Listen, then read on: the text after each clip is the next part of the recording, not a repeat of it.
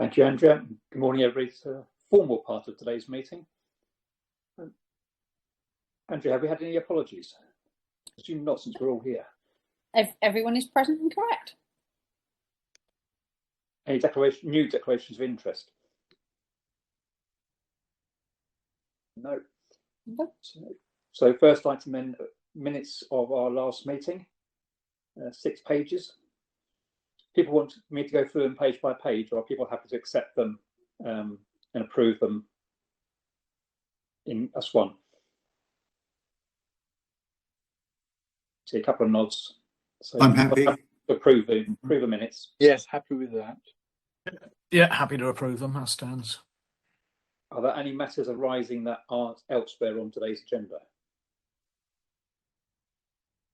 No, there was just one matter in there, which was around the benefit statements and the actual number that was asked as an action point, and that email was circulated to the board on the 27th of October with the information, Sean. So the one action there had taken. Hopefully all members had that.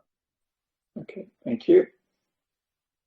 In that case, I'll move us on to the minutes of the draft minutes of the Pension Fund Committee, and we're simply asked to note those. Does anyone have any comments on them? Or any questions? No. In that case, then we're happy to note those minutes. Yes. Yeah. And then item 5, Matthew, the pension fund update, which is a slightly longer report. You can take it through in bits. Do you want to pause at various stages and ask questions?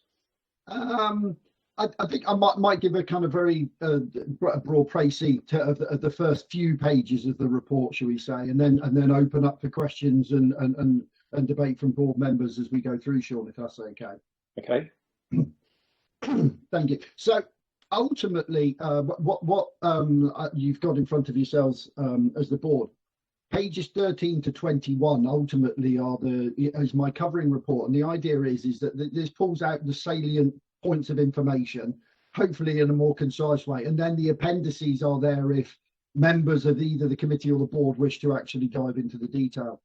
What the board you have in front of you here is predominantly a replication of the pension fund update that goes to committee. So what this is actually demonstrating is what the committee are receiving to discharge their duty in terms of oversight of the fund.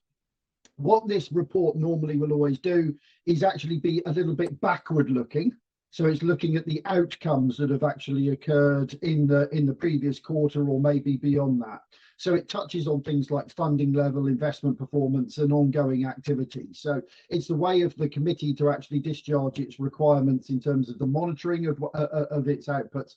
And then by bringing it to yourselves as well, you can actually see what the board are receiving. So you can have comfort about the information that they're being provided. So just looking at it, so there are some bits in this report which I'll take through, which were dealt with by committee in other agenda items, but are actually now important for yourselves as board members to actually understand, the changes that have come through. So ultimately, what we're looking at here is a backward look and a review of the situation of the fund in terms of its funding position. The funding position, we were just hearing from the actuary, it's still in a good position. We have more assets than we have liabilities as at the end of September. It was a little bit less than it was in the previous quarter at the end of June. So we've seen a slight downward trajectory, but we're still in very much positive territory as we approach the next valuation cycle. I think one of the key things that the actuary and Julie also talked about is that the future, that likelihood of return in the future is being slightly compressed as we move forward. So the outlook in terms of the investment outlook that the actuary is looking at is starting to come down from that 4.2 to 4.1 in terms of that long-term expectation. So I think that's kind of setting the scene for where we might be at the next valuation, and that maybe certainly some of the degrees of prudence that potentially the fund will be looking at in terms of setting its levels of assumptions about what that future investment return is likely to look like. But during the quarter to the end of September, investment performance was still in positive territory. So we're still seeing those assets actually increase, and committee received detailed report on the investments, but the fund is still valued over the £3 billion mark, that ceiling and that threshold that it moved through for the first time a couple of quarters ago. In terms of the investment activity that has taken place, during that quarter, we've seen the end of the transitions of the funds to the Brunel Pension Partnership. So the last two transitions took place to the Sterling Corporate Bonds and the multi-asset credit funds. So those were the transitions from WAMCO or Western Asset Management, who were previously appointed by the fund, moving into the Brunel portfolios. The committee received a report from ourselves, from officers, in terms of the oversight of that transitions that have actually taken place. That was work also that was done and oversighted by the Brunel Client Group and the Brunel Oversight Board as well. So in terms of the governance structure and the review of those transitions that had taken place, it had gone through the governance route of the Brunel Client Group, which is the culmination of the officers from all of the funds. That had been oversighted by the Oversight Board of Brunel and then commended back to the committee. As transitions that had actually been done in a fair and equal manner and as cost effective as they possibly could be within that. And there were degrees of elements of cost sharing amongst the partnership as well within the protocols of the partnership. So the committee received the confidence that those transitions have been done in a way that was in keeping with the protocols that have been actually set out from that side. And then also, I think one of the important things that happened at a separate agenda item of the committee last time was the review over the passive and the smart beta allocations. So what the committee actually received and what the committee had actually asked for was a review of their allocations to their low carbon passive and to the smart beta, which is a degree of passive investment. The partnership had launched at the request of the partner funds some Paris-aligned benchmarks, so benchmarks that were moving towards being climate aware, and Brunel had created, along with FTSE Russell, benchmarks that took into account information that was then aligned to the Paris Agreement in terms of the climate change. So the committee had actually requested a report be done and a review of their existing passive in low carbon and smart beta to see whether or not the fund could utilise these new Paris aligned portfolios that were on offer. So what the committee received was a report from the independent advisor, John Arthur, after he had been tasked to undertake that review. They also received a presentation from David Vickers, the new CIO of Brunel, on the passive benchmarks and how they were constructed and what their aims and objectives were. And on the back of that, there was a recommendation by John Arthur that the fund could transition its low carbon and its smart beta portfolios into the Paris aligned without having a fundamental impact on the overall expected return of the investment strategy of the fund. So the committee approved a commitment of a strategic asset allocation of 10% to go towards the Paris aligned benchmark. It also agreed of an additional 3% going to the global sustainable portfolio, and then a 0.5% increase onto the global high alpha portfolio, which then encapsulated and incorporated all of the exposure to the low carbon and the smart beta. So the fund is now in moving its exposure and its strategic asset allocation from and reducing it completely out of the low carbon portfolio and out of the smart beta portfolio, with those allocations being redirected. What that meant is that the investment strategy statement was updated, and the committee approved the new investment strategy statement, which you can, which is part of your packs today. So you can see the new asset allocation that has been approved from committee at that point. So that was one of the key decisions that was taken with regard to the strategy, and I'm sure there may be some questions on that when we come to the end. just then working through the rest of it in terms of voting and engagement statistics, the committee receiving a report, and those reports are there to actually just highlight that activity is still being undertaken on their behalf by Hermes EOS.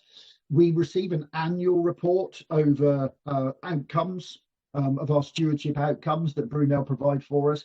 That is produced at the end of every calendar year. So at your next meeting, and committee will receive that in March, and at your next meeting, you'll see that outcomes report, which really kind of encompasses all of that activity that's been undertaken, and provides some case studies and some more granular information on certainly some of those important issues that have happened during that time. If we look at fund administration, we are maintaining our working practices that keep changing on us, and we'll hear to hear from government what those changes may be, at this moment in time. So we're still working in an enforced COVID environment within the working practices there.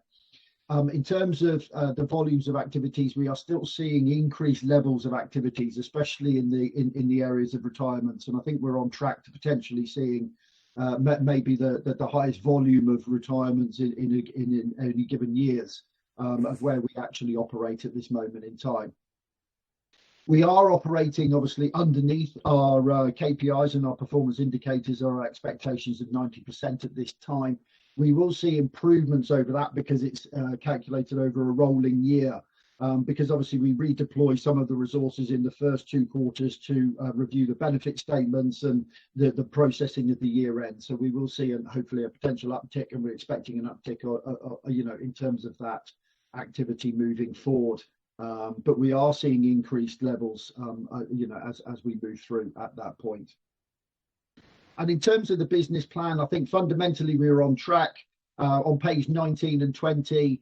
Just highlighting those areas that are amber in terms of that. I know we've talked about RI very briefly earlier on, and that is something that is now likely to be wrapped up into the next strategic review, and we'll work that into the next strategic review in conjunction with the valuation in terms of that. So I think that activity will very much look at our reporting and our activity and how we deal with that as we move through 2022 into 2023, and that should be in next year's business plan.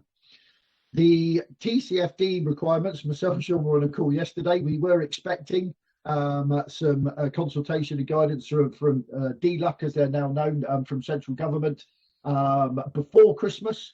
That wasn't forthcoming, and we were on a call yesterday with MHCLG, and we're not sure when we may be receiving that. It might be captured in a wider consultation that will come out later on this year. So again, until that comes out, we're not in a position to actually manoeuvre that forward in terms of reviewing our positioning against that. And similarly with McLeod, we're waiting some further guidance, and the 95k cap has gone quiet in terms of another consultation. So the reason why those are amber is that we're still awaiting information on there. And then finally, in terms of the governance review, we have a working plan on the governance review that's been undertaken. 2 areas realistically there that have moved into and will be on your next agenda, which will be the updating of the governance compliance and the policy statement and the scheme of delegation.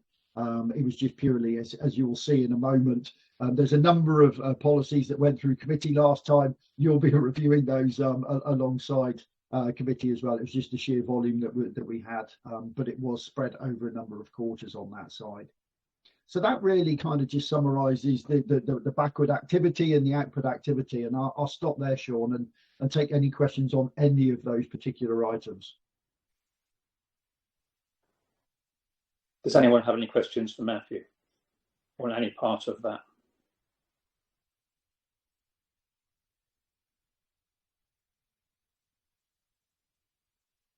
Sorry, can I just ask one? So it's on the SLAs that you've got for the administration. I can see you've got internal targets. Do we have any published SLAs, external targets at all?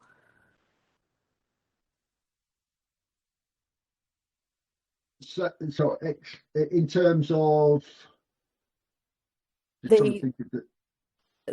So in terms of you've got estimates to employees, retirements, lump sums, refunds. You've got sort of internal targets that you're measuring against. Yes.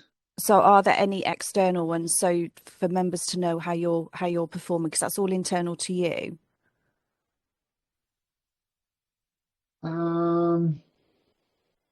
Not sure we've got any external, or do I classify it as external targets? Obviously, we have our statutory the statutory aspect of it. Right. Okay. So there are statutory. So obviously, these are indicators and performance targets that are an aspiration that has been set by committee of what level of service they wish to provide. Yeah.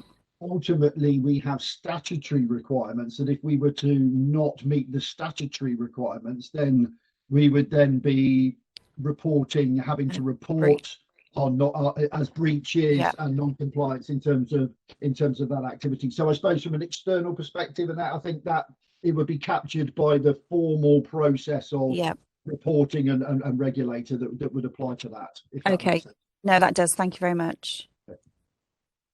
So just to clarify, Matthew, and so what do the committees see? Performance against statutory target or performance against internal target, or do they see both? They see performance against internal targets. So they're seeing the same information that is provided here. So they're seeing the performance against their set. What they're not getting is obviously everything on the statutory. That should hopefully be captured in the later agenda item when we look at breaches and reporting of breaches. So in theory, they would see anything that would come through on that perspective. And obviously that when we look at that item, that will obviously be something that's reported back to the board as well. Is there any reason why the statutory targets aren't included on the same reports? No, there isn't any particular reason apart from that it's never been done that way, I suppose would be the answer to that one, Sean. But it can be something that we could review. I just wonder how they're monitoring. I mean, part of our duty as a board is to ensure the committee are meeting its statutory responsibilities.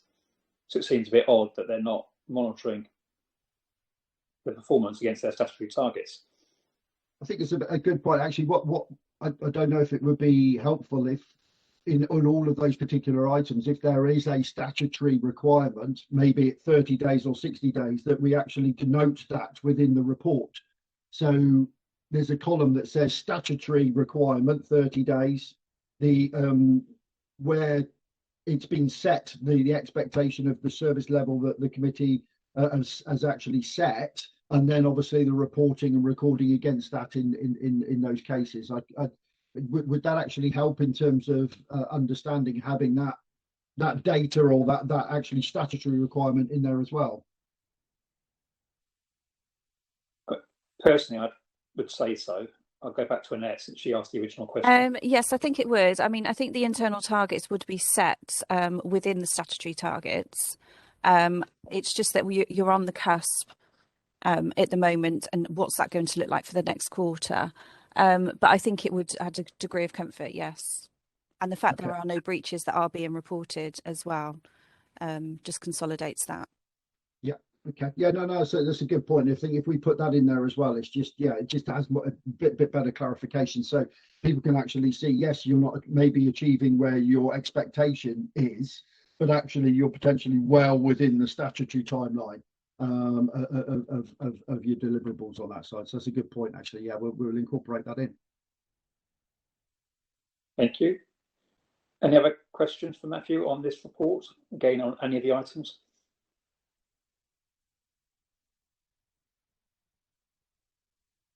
Can't see any, Matthew. I think are we happy to? We're asked to note this report, presumably. People happy to note the report and move on? Yeah, happy with that. Yep. Okay, Matthew. Then we're with that. Yeah. Item 6, then, which is the risk management policy and risk register. We now move into a number of policies. So again, I suppose this. Thank you, Sean. I think on page 65 of your packs is my covering report with regard to this, and there's a number of items within this here. Now, the risk management policy was something that was proposed as part of the governance review, and it was identified under the governance review that Aon did that actually good governance actually prescribed that the fund or a fund should actually have an overarching risk management policy.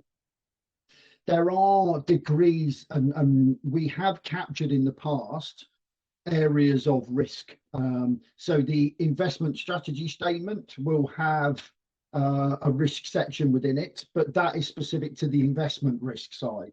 The funding strategy statement also had a risk aspect in, but that was in respect of the prescriptive funding risk. So there wasn't really an overarching risk management framework that incorporated kind of risk management within there. So what this policy is designed to do is actually provide a framework about actually what is risk, what's the aims and objectives of the fund in respect of risk, what is its philosophy on risk management, how it monitors and measures that risk, how it identifies those risks, and what mitigations and controls are actually in place around that. So it's actually looking at kind of controlling all of those aspects of risk. I think the one thing to say is obviously we don't live in a risk-free environment, so it's always about actually we will be operating with degrees of risk in a couple of areas, but how do we actually monitor and maintain that?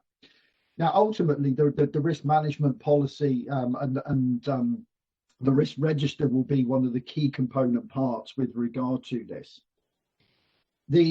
So what we have done as part of this exercise is actually look at the philosophy of the risks, how we identify and how we monitor those risks. So I think on page 75 is giving how we are looking at assessing risk moving forward. So 75 and 76 within the risk management policy gives I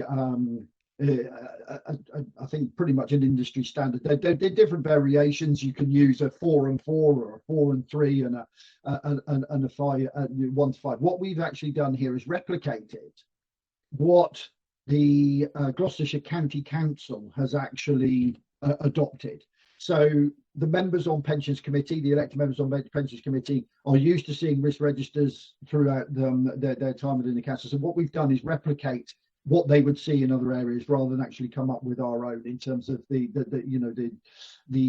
areas. However, what we have done is within those categorizations being specific of what it actually means to pensions. So later on, I think it's on pages 79 and 80, actually gives some examples of what we are doing in terms of assessing what would actually fit within those categorizations.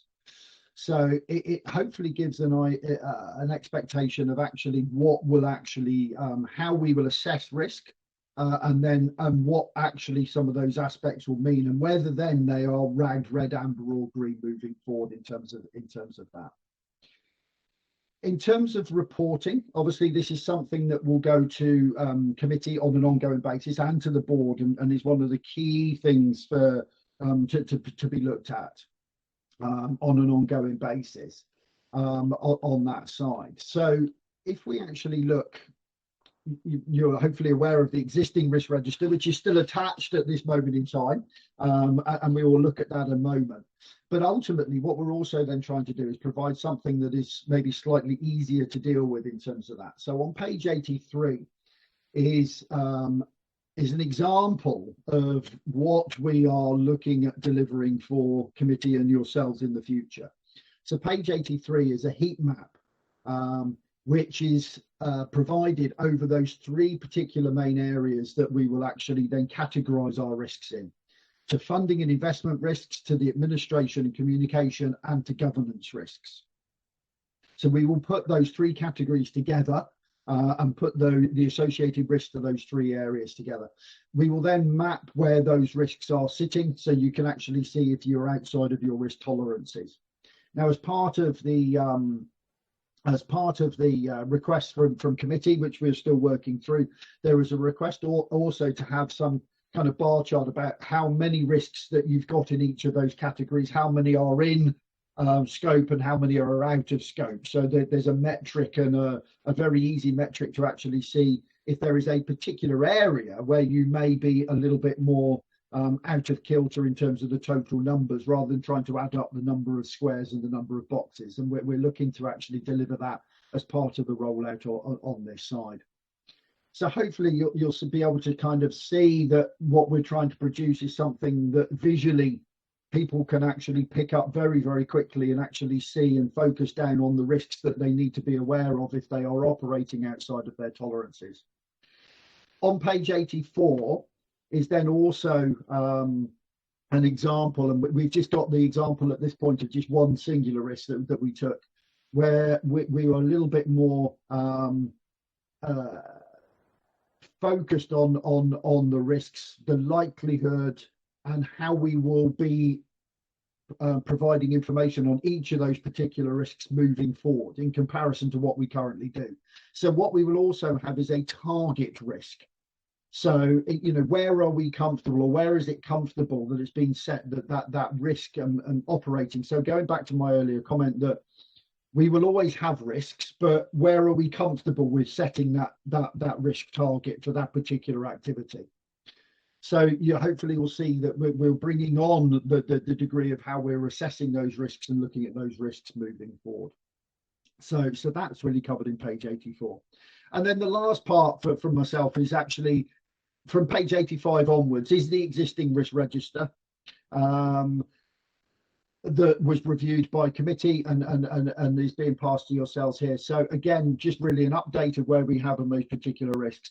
Now, if you recall, at the last board meeting, it was proposed that risk G7, it was a request from the board that risk was to be increased back up to a level in terms of the knowledge and skills.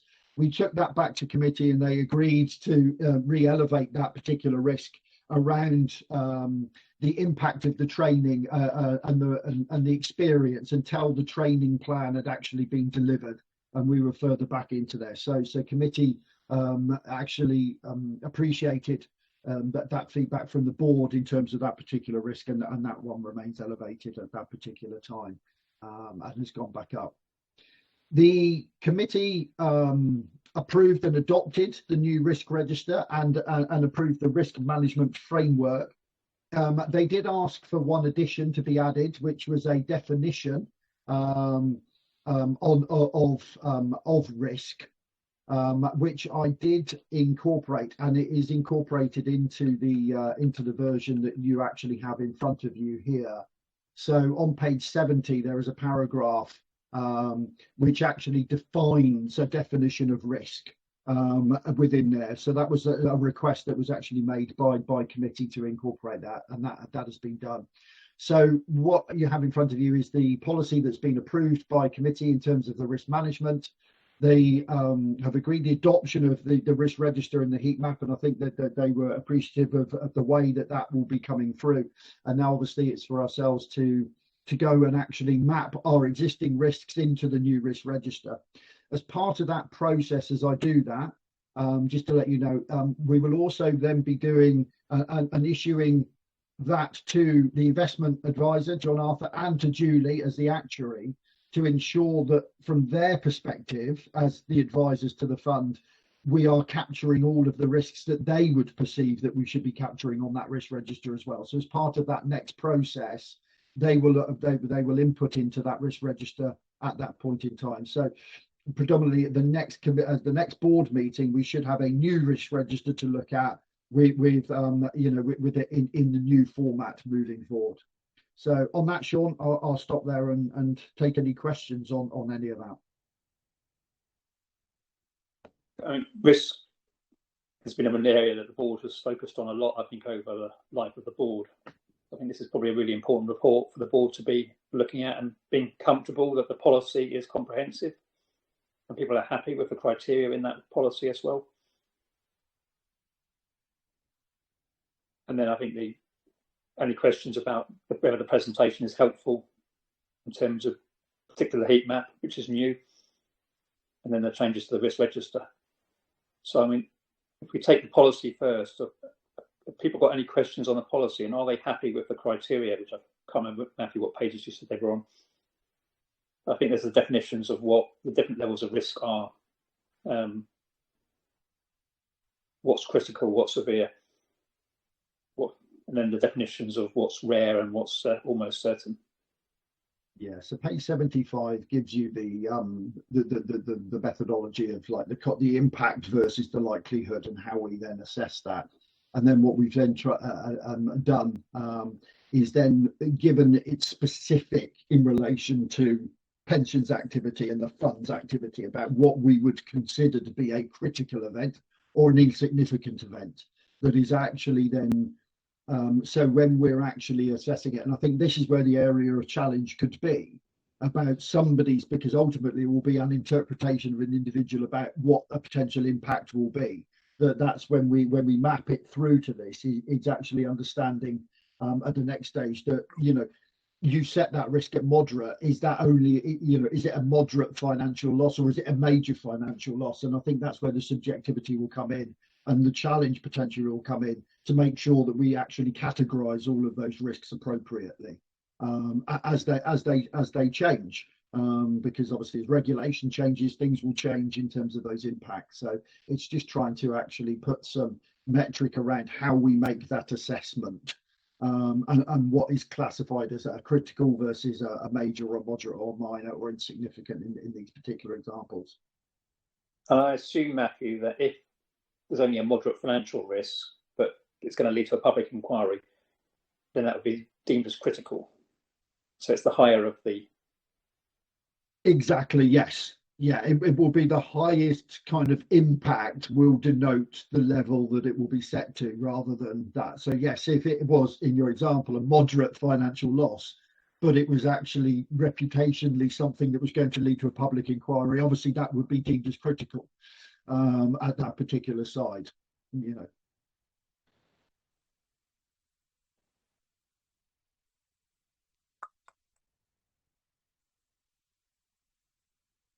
In terms of presentation, will that be repeated as front page of the risk register every quarter as a helpful reminder?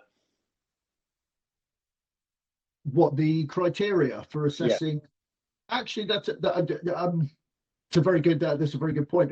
Potentially, what I'll do is add it to an appendix page to that, so it actually accompanies the risk register at all times. So we will put those. I hadn't even thought of that yet as we were actually going through as the creation of it. But I think the appendix 1 on page 79 and page 80, we will make sure is attached to the full risk register as a key on the back page. So there's a reference back to that all times, so people don't have to then try and find the policy to find out what critical actually means. I think that's a good point, Sean. I think it's really helpful what you were saying, people what it is, so that when they're looking at individual risks, they can refer back to that.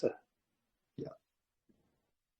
And I think one of the intentions also as we do this is, as you can see, hopefully from the risk that we've put, the example of the risks that we've put there, if you look at the comparison to the risks that we currently have on our risk register, they are very, very wordy and you know, on that side. So we are going to be trying to be more specific in terms of those salient points. So it's actually easier for the reader to kind of deal with the number of risks that we have.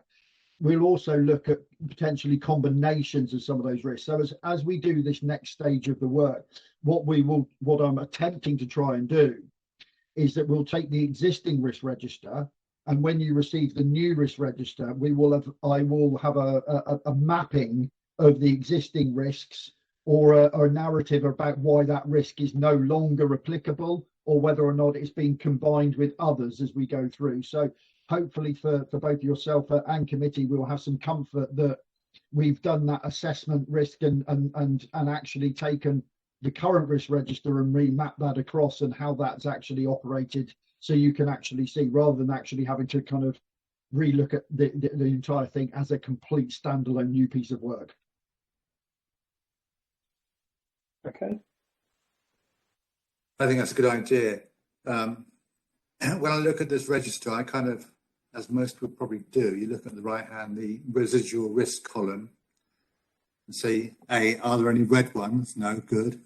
Are there any ambers? And what's being done about those? And I see there's parts where you've written in red, actions have been taken, which is good. So you know what's being taken to improve things, what actions have been taken. That's not always there. Like, it would be handy to have a clearer indication of what has been done over the last period to reduce risks for every category. I'm sure it's a matter of presentation as much as anything. That's my initial comment. Okay, yeah, thank you, John. I think moving forward, I would suspect, because obviously, you know, from my perspective, when I look at residual risk, it says where the risk is currently set, but it doesn't actually give you a target. And I think that's what we've tried to put in there.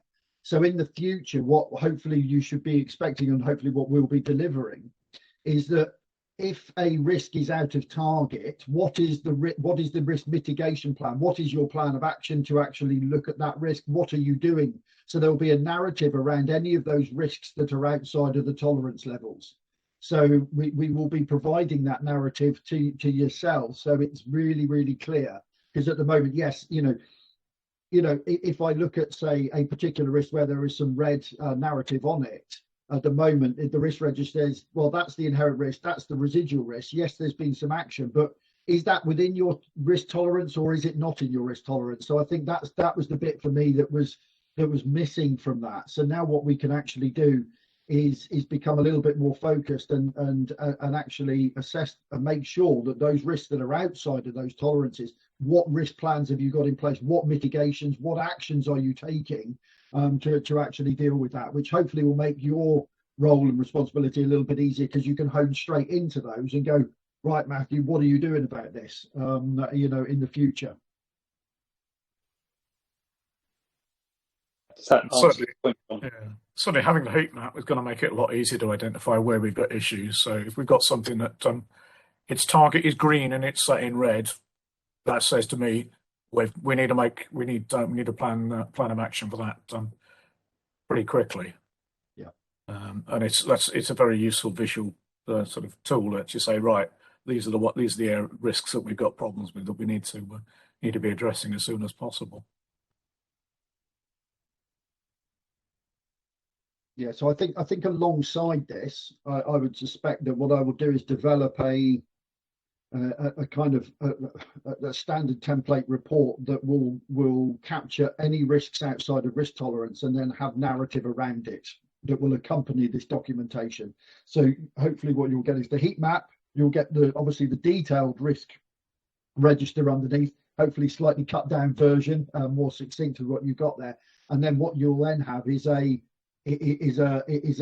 framework or a paper around you know, all of those actions, how those those outside of their tolerances are being dealt with, and what the plans are around them.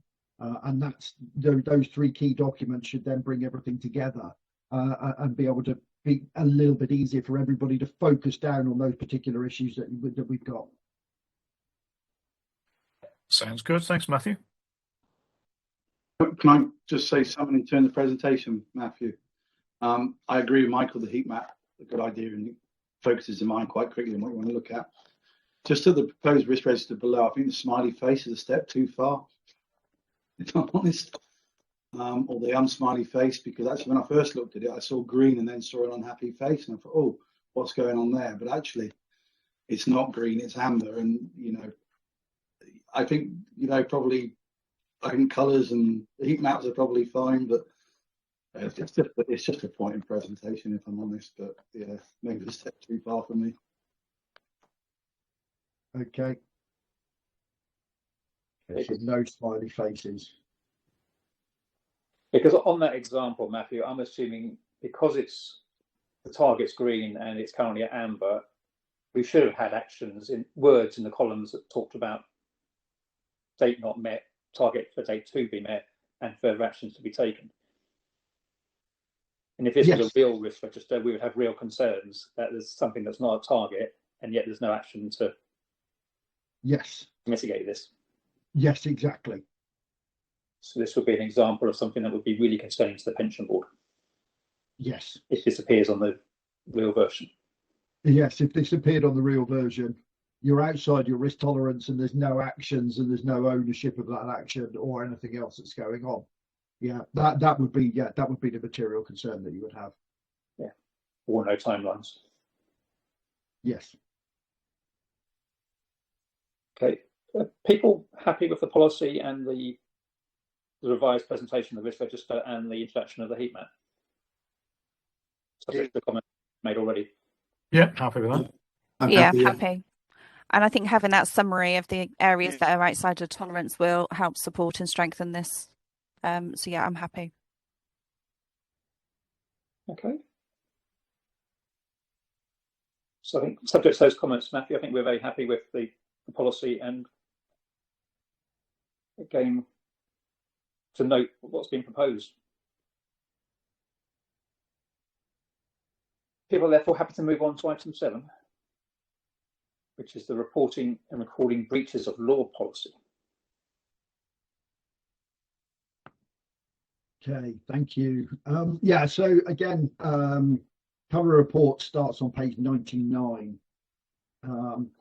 I think to start with, to say that the fund did have a breaches policy, but as part of the overall review, we just it was easier to actually just bring a complete and rework from beginning a complete new policy to ensure that it was compliant with regulations and other parts on that side. So the full reporting and recording breaches of law policy starts on page 101. Fundamentally, it's exactly the same as the policy that was there before. It covers the same thing. It statutorily has to on that, but it just needed to update to make sure that it was compliant with the current levels of regulations and the different pensions acts that we actually have in place. It is ultimately this policy is there to actually assist individuals, yourselves, pensions committee members and members in identifying what are breaches, and then also having a route of, if you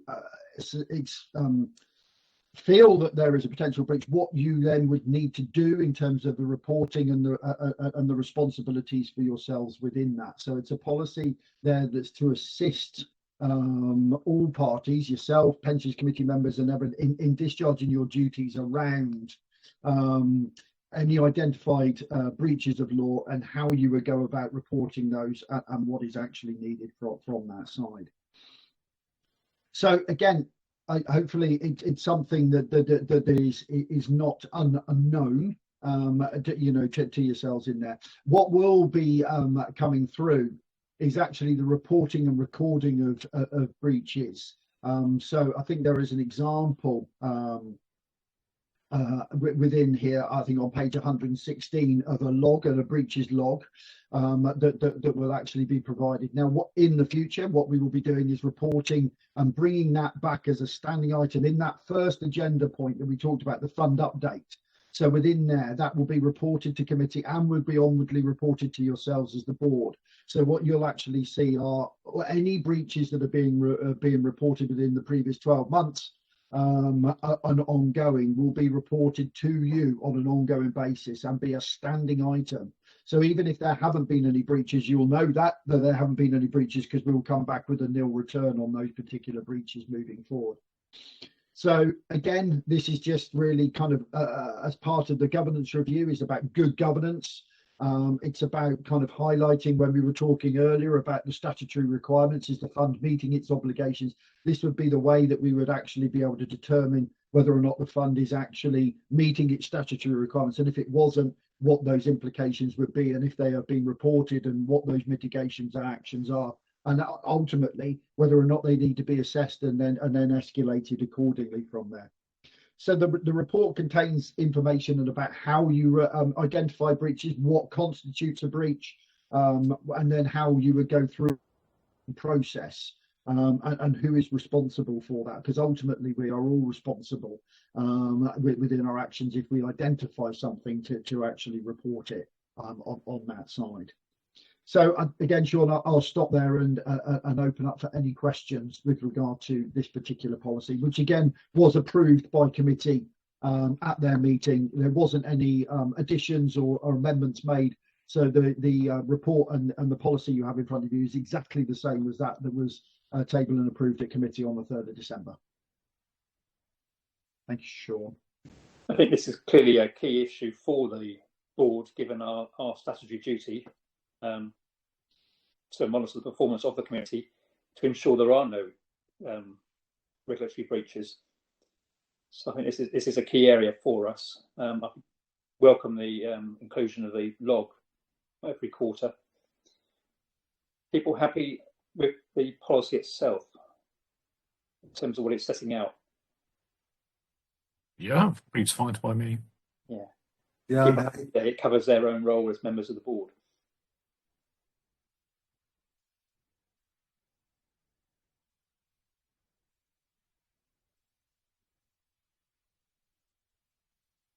Yeah, I think page 103 in terms of the background explains that the following persons or other persons have responsibility to report breaches of the law, and that includes obviously all members of the Pensions Committee and Pensions Board.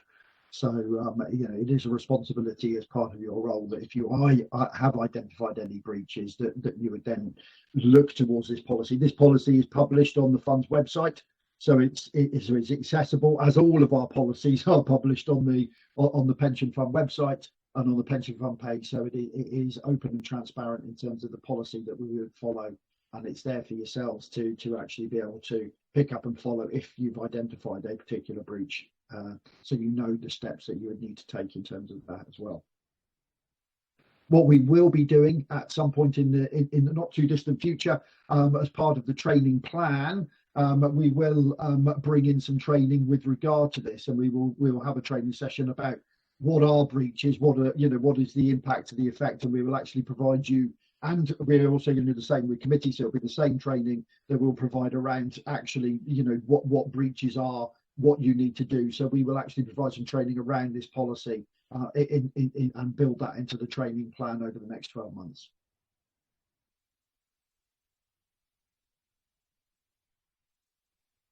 I think the two key issues for this board are, one, are we capable of recognising a breach?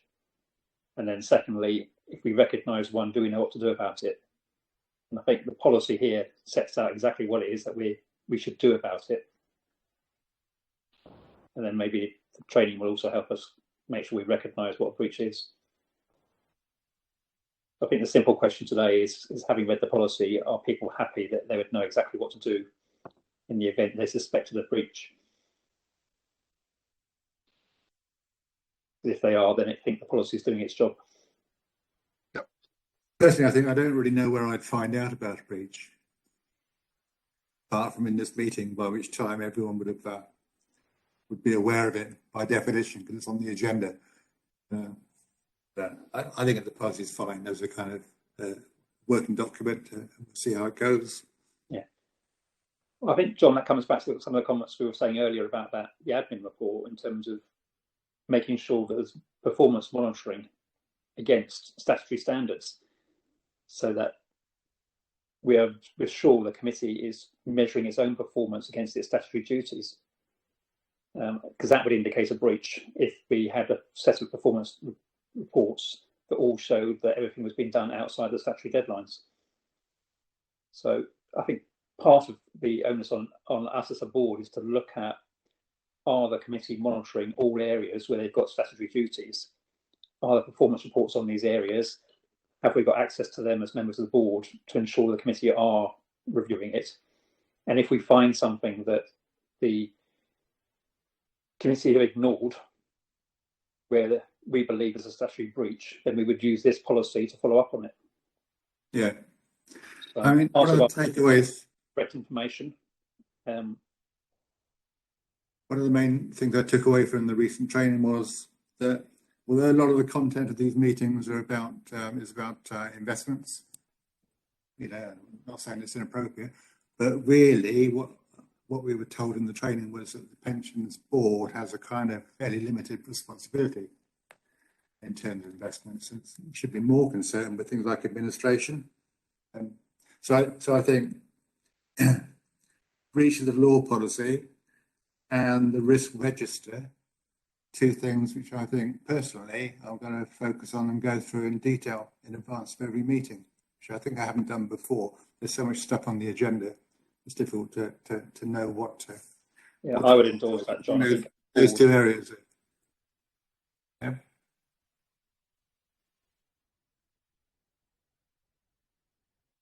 So I think, unless there's any further comment, people are happy that the policy is clear, and whilst it's always an area we can learn more, we think the policy itself is clear. As we recognise breaches, we know what to do about them. Yep, and training as always will help. Yeah. So Stephen, you got a hand up. John was quite correct, wasn't he, that we should be more involved in the running of the pension group rather than the actual mechanics of doing it.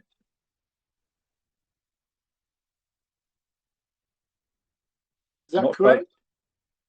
I'm not sure I understood your point, Stephen. We're not actually all that involved in running the pension fund, but we are involved in how it is run. I've got that wrong again, haven't I? We are. I know what you mean. 3 steps back, as it were. Yeah. No. Yeah. Yeah. Our job is to make sure the committee is running it properly.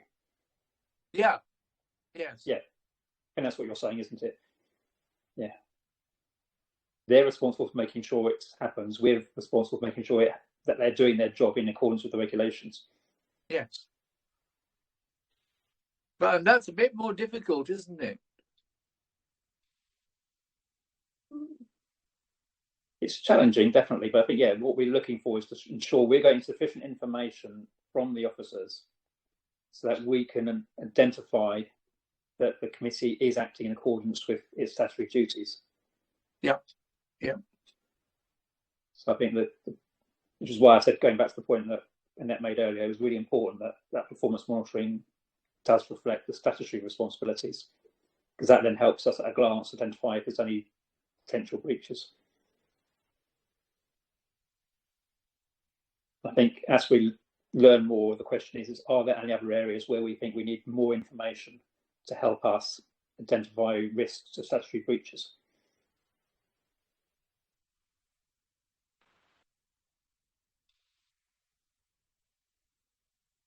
People are happy to conclude on this item? Yes. Sorry. Yes. Yeah. Okay. We were asked to note the report, and I think we do so. I think welcome it, Matthew. Sorry. Next one. 8, Statement of Administering Authority Discretions Policy.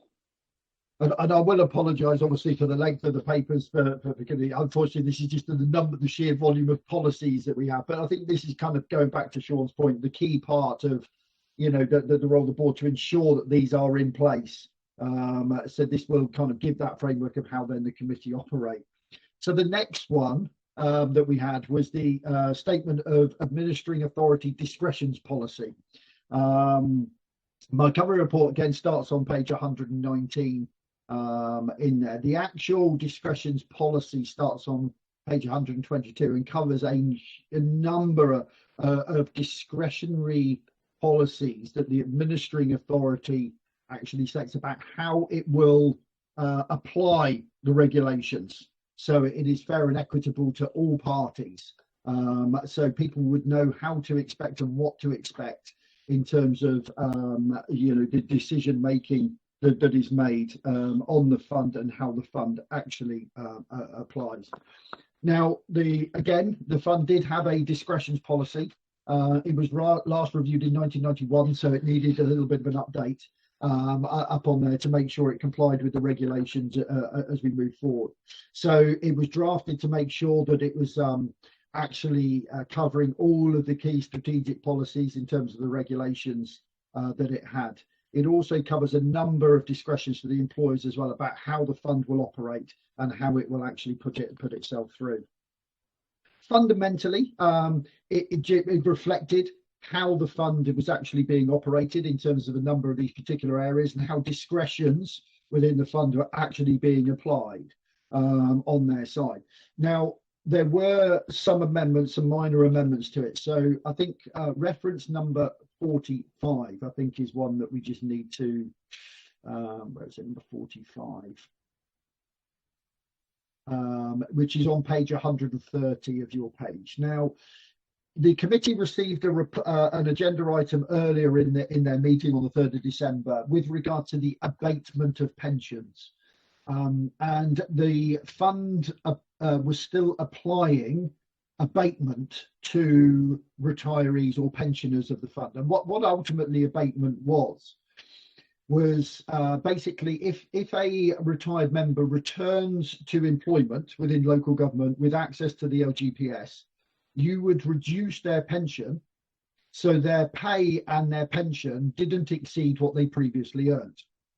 Now, when the pandemic hit, the COVID pandemic hit, it was requested by the Scheme Advisory Board and by government that funds that still applied abatement to certain proportions of pensions actually ceased, because they wanted people to return to work, but they didn't want them to be financially impeded by doing that to actually aid with the pandemic.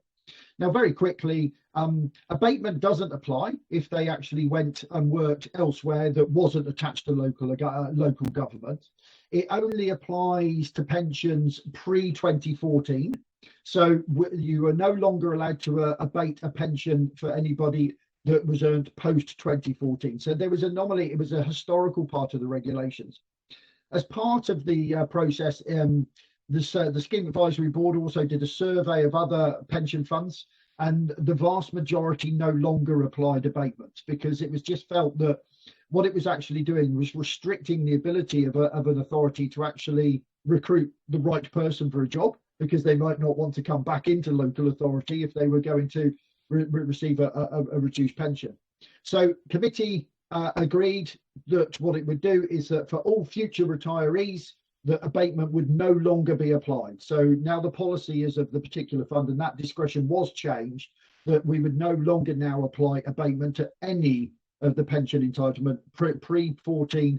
Obviously, we couldn't do for post-14 retirees anyway. So hopefully, it just means that the workforce is now able to come back in, and the right people, if they wish to return to employment, would be able to do that without any financial detriment to themselves in terms of their pension entitlements that they would have built up.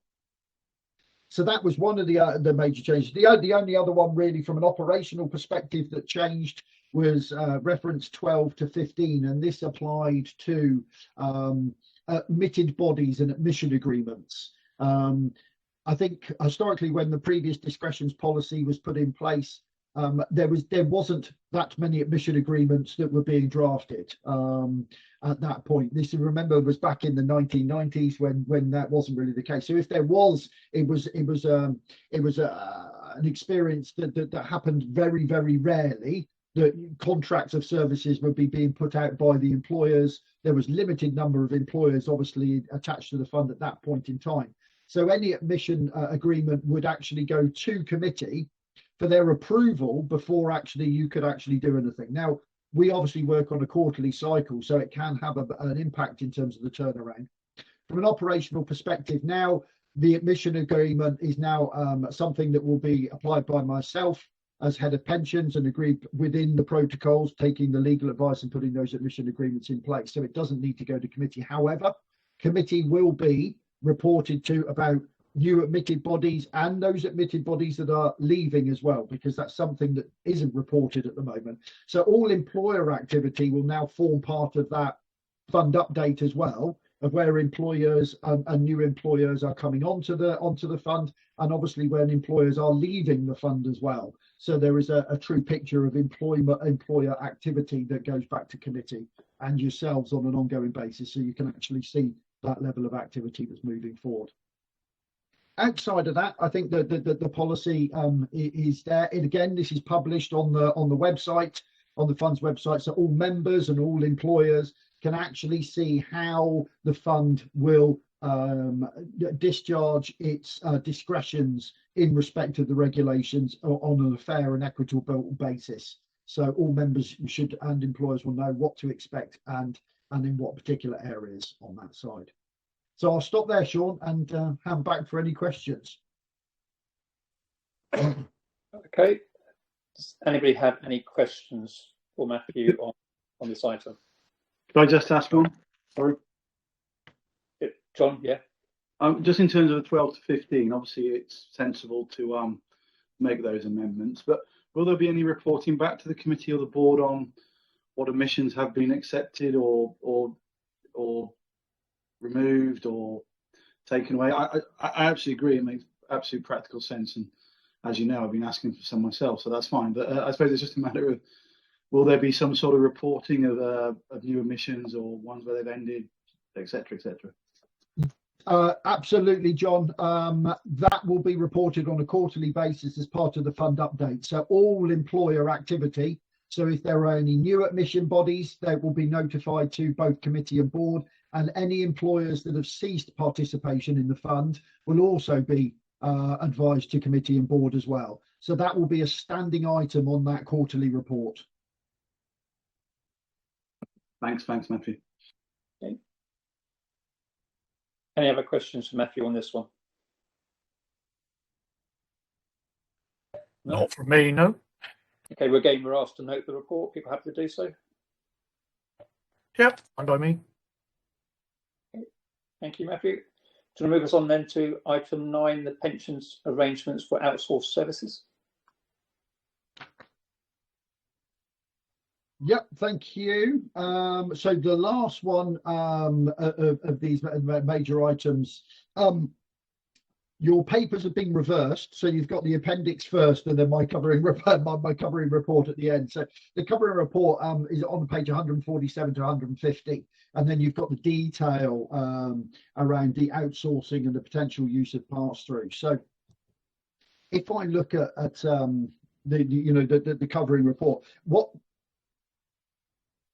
the report actually that was taken to committee and committee approved was actually a preferred option of the fund in respect of outsourcing. So in respect of admission bodies and in respect of how the employers would awarding authorities would then look to operate with their contractors, and the impact and the effect that would actually have on the pension fund. So what this report was actually designed to do was to actually look at the potential options and actually for the fund to give a preferred solution of what the fund would prefer to do. Now, ultimately, how a contractor is admitted to the fund is still a responsibility of the awarding authority.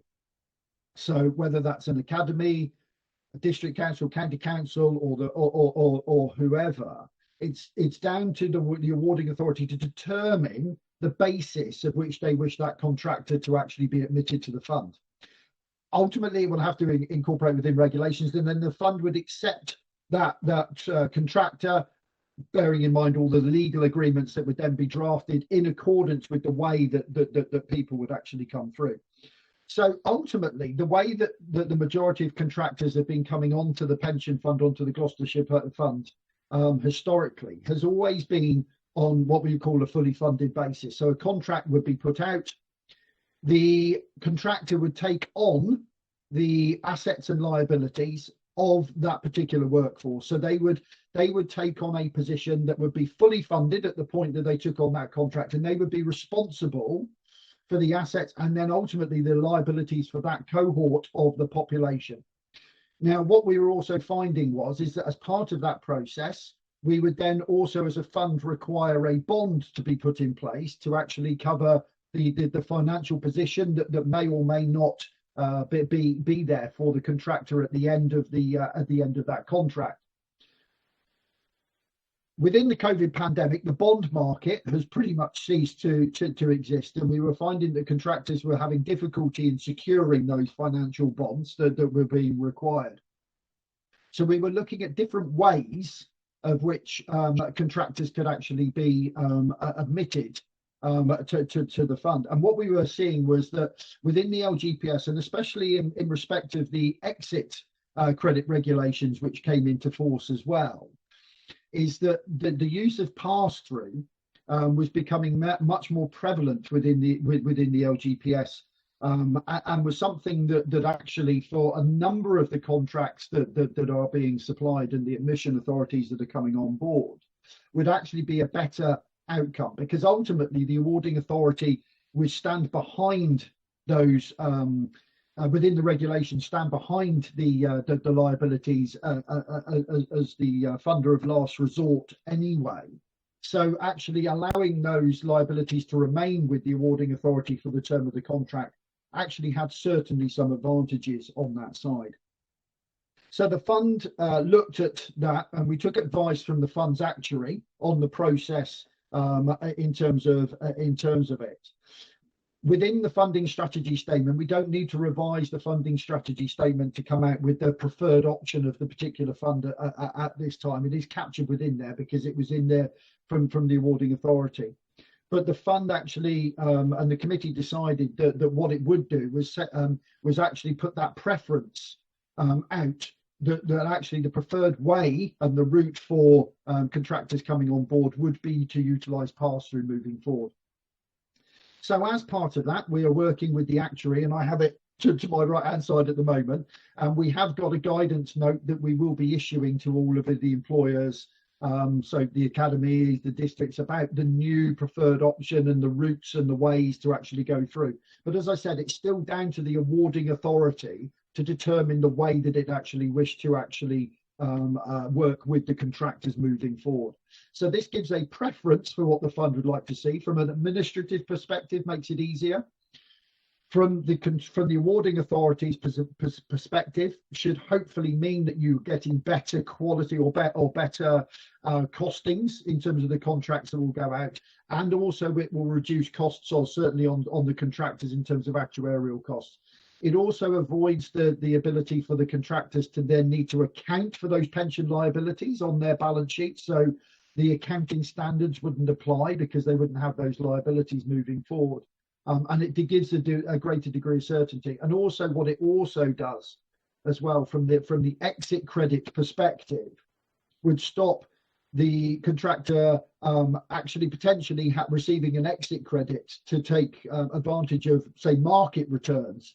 And the experience of market returns, where it could be seen that the contractor might end up getting an exit credit payment that would be in excess of the contributions that they paid in for the duration of the contract, which may be a perverse outcome, but is something that is certainly could actually be the case, which I'm not sure that either the contractor or the awarding authority would actually be wanting to go into an agreement where that particular scenario would exist.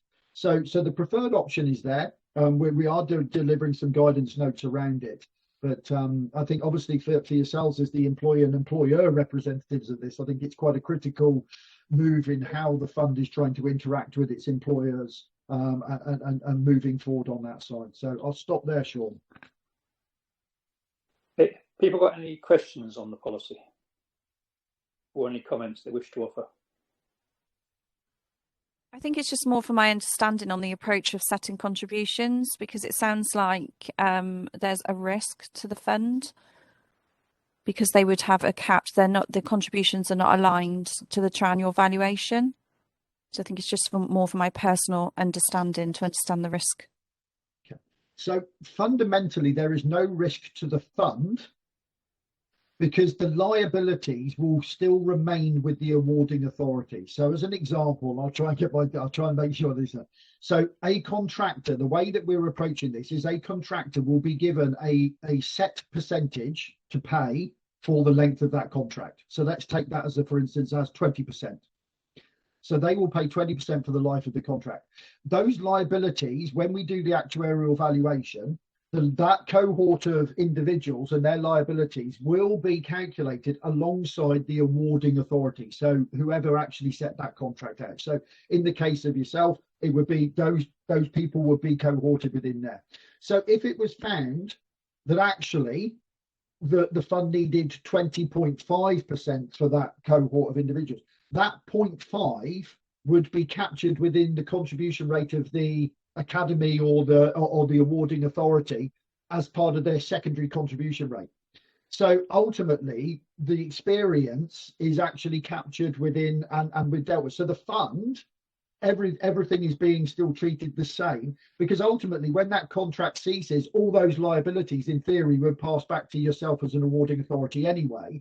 But basically what you're saying is I'm taking responsibility for those. So actually the risk more is on the awarding authority, because they are then taking whatever the market risk, shall we say, and the market movement of the assets and the liabilities of that particular contractor. Now, what you will more than likely find is that what the actuary will do is set a degree of prudence that may be different to the awarding authority in terms of the contribution rate that will be set. So what we're anticipating will happen is, as part of the actuarial valuation, all employers will then be given a rate that will apply to any contracts that they will then award for the next 3 years. So you'll be given your own contribution rate, but then also every employer will then be given a rate that will then be applied if they then put a pass-through contract in place. So what that will mean is that in 12 months' time, if a contractor goes, I'm going to go out to tender for a cleaning contract, you can, as part of that process, go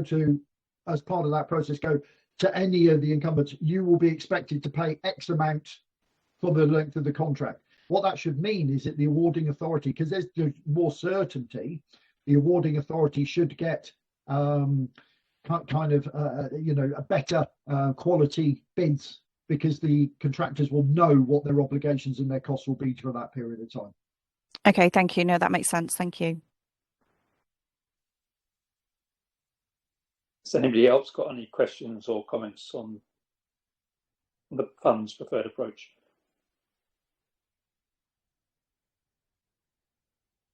No?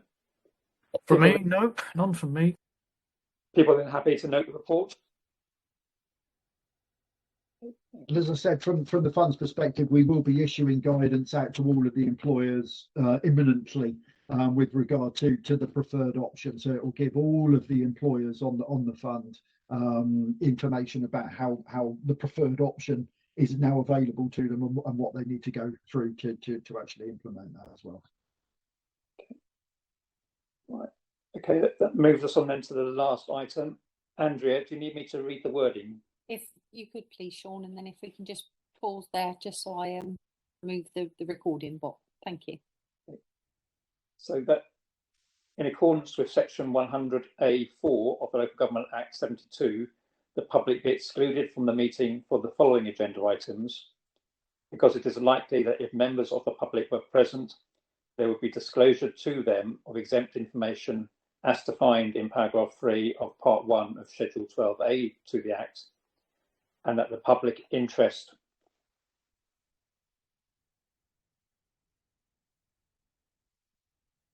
sorry, I had a pop-up come across my screen.